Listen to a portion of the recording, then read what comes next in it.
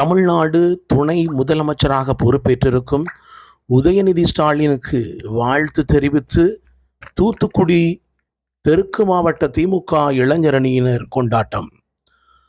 மாநில திமுக இளைஞரணி துணை செயலாளர் ஜோயல் அறிவுறுத்தியரின் பேரில் தூத்துக்குடி தெற்கு மாவட்ட இளைஞரணி துணை அமைப்பாளர் பால்துறை தலைமையில் திமுகவினர் திரளானோர் பங்கேற்று